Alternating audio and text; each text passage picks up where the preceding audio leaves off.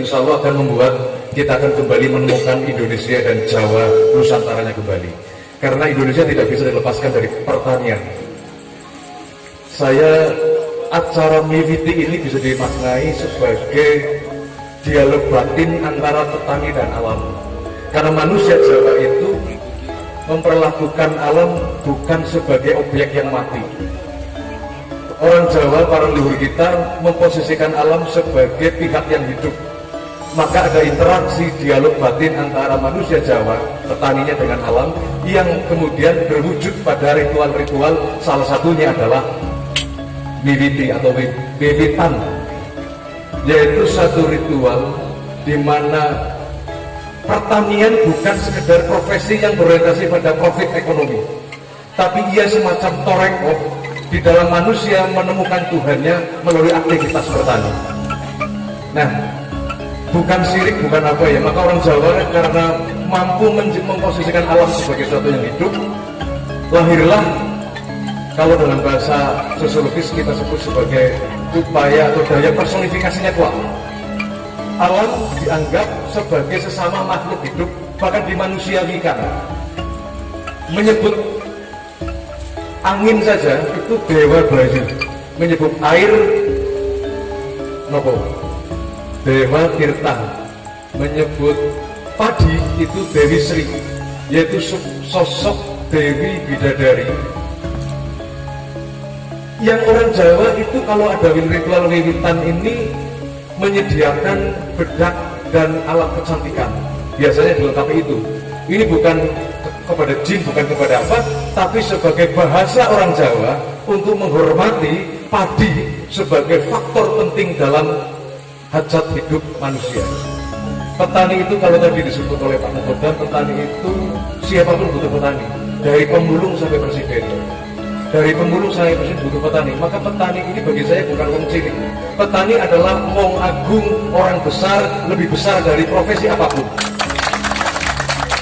Karena kalau tidak ada petani semua kelaparan, apaan plastik kawan. Ya.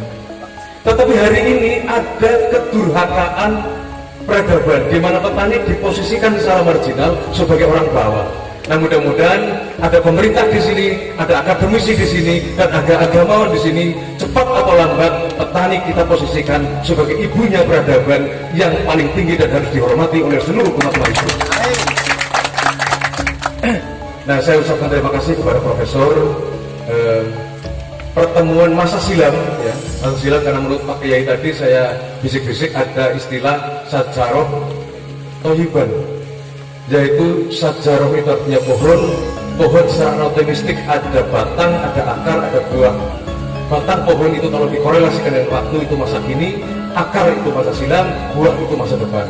Nah, ritual seperti ini adalah untuk menziarahi akar masa silam, agar batang pohon pertanian hari ini itu tidak terputus dengan masa silam. Nah, agar bisa menghasilkan buah, lalu diberi pupuk modernitas berupa teknik dan teknologi pertanian dari universitas atau akademisi. Sehingga peradaban ke depan mudah-mudahan ada unsur, ada pemerintah, ada petani. Sokawera adalah menjadi salah satu titik penting bagi kebangkitan petani di Purbalingga. Mudah-mudahan ini semua akan menjadi barokah kita semua. Matur nuwun, terima kasih. Assalamualaikum warahmatullahi wabarakatuh.